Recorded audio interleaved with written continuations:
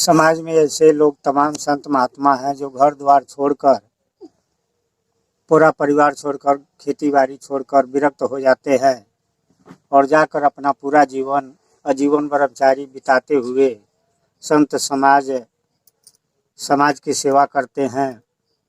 एक माता पिता को छोड़ते हैं लेकिन अपने ज्ञान और प्रवचन द्वारा अनेकों माता पिता का सेवा कराते हैं और अवसर आने पर अपने भी माता पिता की सेवा कर देते हैं। जैसे शंकराचार्य विरक्त होते हुए भी अपनी माता को सेवा किए और उनका अंतिम संस्कार भी किए। तो ऐसे भी विरक्त होते हैं, लेकिन बलिहारी है जो घर द्वार छोड़कर संत हो जाते हैं, वो पूजनीय है, महान है। ये बहुत ही कठिन और कठोर काम होता है जीवन के लिए।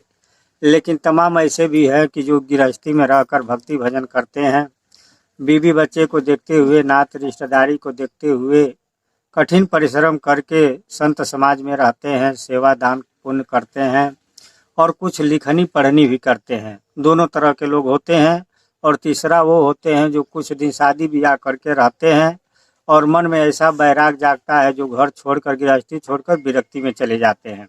जैसे महात्मा बुद्ध, मदन साहेब, काशी साहेब, ये लोग कुछ दिन गृहस्थी जीवन रहकर और विरक्ति में चले गए।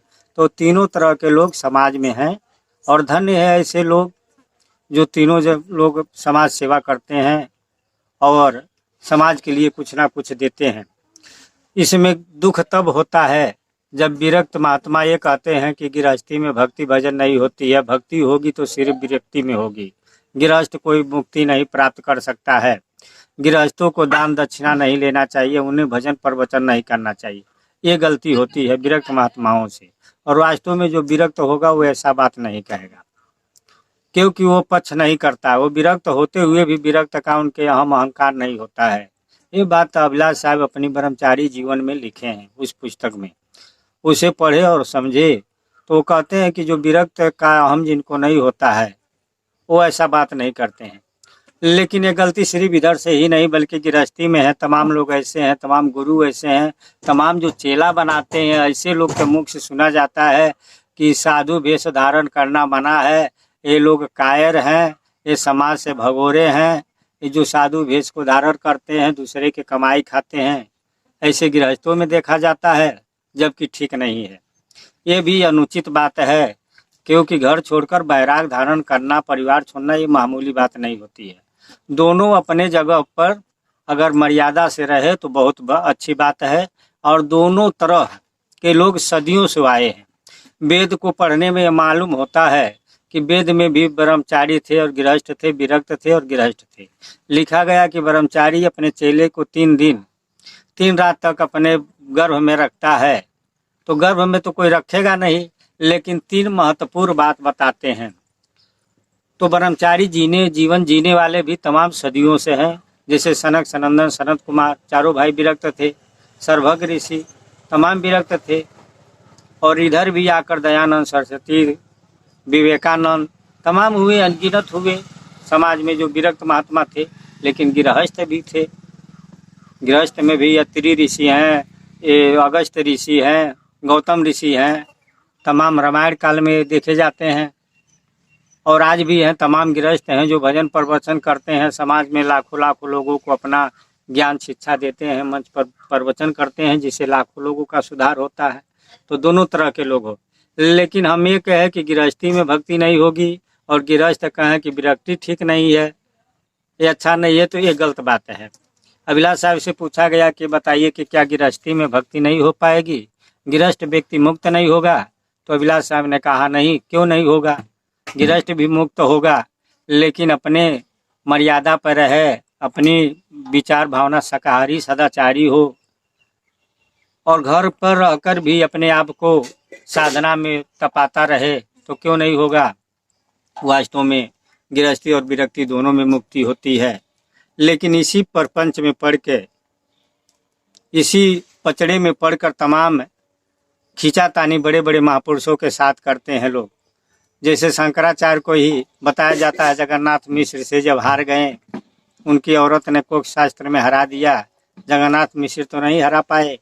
लेकिन जब वो आए शंकराचार्य वहाँ से हार कर, तो कोई राजा मरा था, उस राजा के 100 औरतें थी अब उस राजा के, मृतक राजा के शरीर में समा गए, और समा गए उसके बाद वो लाश जिंदा हो गई, और उनके 100 औरतों के साथ उन्होंने रास लीला किया, रास किया, और तब जाकर उस जगन्नाथ है मिस्र के औरत से उन्होंने संवाद में जीते।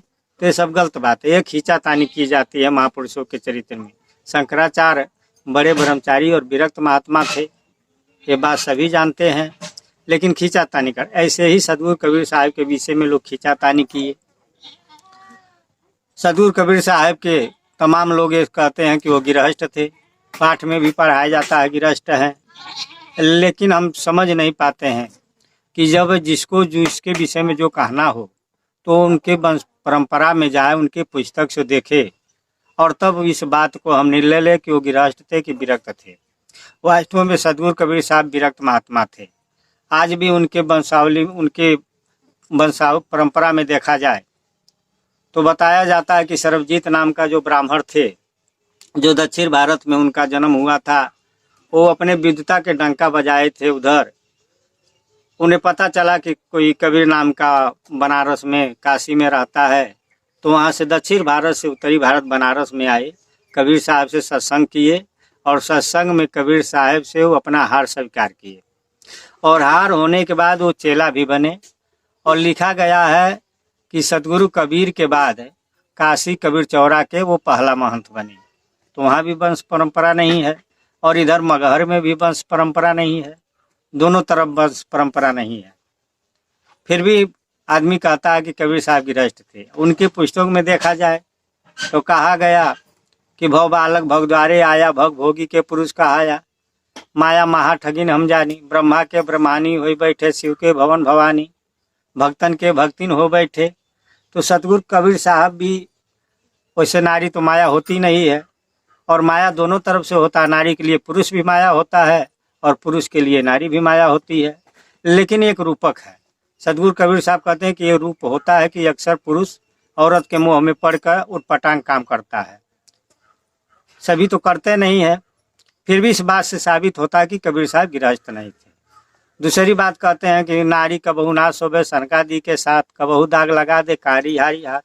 तो कबीर साहब के ग्रंथों में तमाम जगह, तमाम शब्दों से जाहिर होता है कि वो विरक्त थे। कुछ लोग कहते हैं कि लोई उनकी औरत थी, कमाल और कमाली उनके पुत्र पुत्री थे। अब यहाँ प्रश्न होता है कि कबीर के नाम क्यों कहते हैं कि लोई उनकी पुत्री थी, औरत थी? क्योंकि कबीर साहब के बीजक में लोई शब्द आया है, कहा कबीर सुनो न लोई भूतवा पूजले भूतवे हो। तो लोग कहते हैं कि लोई उनकी औरत थी और वो लोई से अपना बात कहते थे। तो अगर कबीर की औरत का नाम लोई था और वो लोई शब्द आने से इसका अर्थ निकलता है कि उनकी औरत का नाम लोई था, तो गोरख बानी में भी लोई शब्द आता है, तो क्या गोरखनाथ के भी औरत का नाम लोई था? भरथरी भी अपने किताब में लोई शब्द लाते हैं, तो क्या भरथरी के भी औरत का नाम लोई था? इस बात को विचार करना चाहिए, विवेक से विचार करके इस बात को निर्णय लेना चाहिए कि लोई का अर्थ लोगों से लगाया जाता था उस जमाने में। कबीर का लोई से कोई मतलब, औरत से कोई मतलब नहीं है। तो इस बात पर हम विचार करें, लेकिन विचार नहीं करते हैं, निर्णय कर देते हैं और खींचातानी करते हैं। गृहस्थ होना, विरक्त होना कोई बुरी बात नहीं है। जिनके मन में आया घर द्वार छोड़कर विरक्त हो गए, वो भी पूजनीय है, वो भी महान है। जो गृहस्थी में रह गए और गृहस्थी में भजन भक्ति किए, तमाम बड़ी लिस्ट होगी गृहस्थों की, बड़ी लिस्ट होगी विरक्तों की। तो इसमें किसी को कोई खींचातानी करने की जरूरत नहीं है। हाँ, कबीर विरक्त थे, ये उनके परंपरा से मालूम होता है, और कबीर विरक्त नहीं थे, ये गृहस्थ नहीं थे, ये भी उनके पुस्तक से भी मालूम होता है। लेकिन दुर्भाग्य है कि बताया जाता है कि जब देश की लड़ाई चल रही थी, उस समय प्रकाश पद साहेब जो बड़ैया गद्दी के थे, बड़ैया गद्दी मदन साहब ने स्थापना किया। उनका शिष्य दुर्लभ पद साहेब जो बड़ैया गांव के ही निवासी थे, उन्होंने अपनी सारी जमीन मदन साहब को दान कर दिया और उनका शिष्य बन गए। तो मदन साहेब, दुर्लभपति साहेब, विवेक पद साहेब, शरण पद साहेब और प्रकाश पद साहेब, 5वां पीढ़ी में प्रकाश पद साहेब थे। तो उन्होंने जब सुना कि बम्बई के कुछ कलाकार कबीर साहब पर फिल्म बना रहे हैं, जब उस समय सूरदास, तुलसीदास, कालिदास पे फिल्म बन चुकी थी, बन रही थी, तो कबीर साहब पर फिल्म बन रही थी। इस बात को जब प्रकाश पर साहब सुने तो बम्बई गए और उनको बड़े बड़े नेताओं से भी पकड़ थी, ब्राह्मण कुल के थे तो पकड़ थी, और उन्होंने जाकर बम्बई में कबीर साहब पर बनने वाली फिल्म को रुकवा दिए। वो कहे कि फिल्म अगर बनाना है तो विरक्ति पर बनाइए, गृहस्थी पर नहीं बनेगा, क्यों कबीर साहब गृहस्थ है ही नहीं है, तो जब नहीं है तो नहीं बनेगा फिल्म। और आज तक फिल्म कबीर साहब पर नहीं बना, सभी पर बना लेकिन कबीर साहब पर नहीं बना।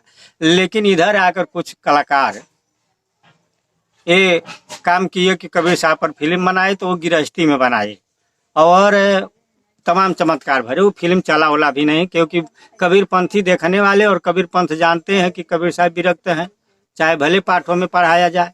लेकिन दुख होता है कि विरक्त महात्मा ही दस्तखत किए कि कभी उस फिल्म में कि कबीर साहब गृहस्थ थे। दुख होता है कि ये के प्रकाशपति साहब विरक्त जो थे उन्होंने रुकवा दिया बम्बई में जाकर उस जमाना में, और एक आज है कि जो विरक्त होकर कबीर साहब के गृहस्थी पर फिल्म बनाते हैं। तो ऐसा नहीं चाहिए। वास्तव में कबीर साहब विरक्त हैं और विरक्त उनके विवेक और विचार से, विवेक और विचार करने पे मालूम भी होता है कि सदगुरु कबीर साहब विरक्त महात्मा थे। तो हमें कोशिश करना चाहिए कि वास्तव में कबीर साहब को हम विरक्त समझे, विरक्त जाने। अब ये सब बात कहने की आवश्यकता क्या थी? आवश्यकता इसलिए थी कि आज भी समाज में भ्रम फैलाया जाता है। मैंने एक दिन प्रवचन में सुना, विलास साहब इस बात को कह रहे थे कि वह कबीर साहब को जीवनी को लोग बिगाड़ते हैं।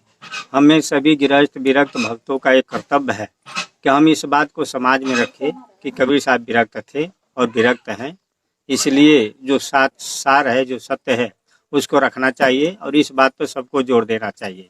तो आइए इसी के साथ हम अपनी बारी को समाप्त करते हैं, और अगर कोई त्रुटि हो तो उसे क्षमा कीजिएगा।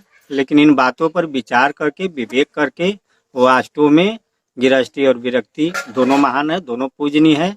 आइए इसी के साथ क्षमा मांगते हुए साहेब।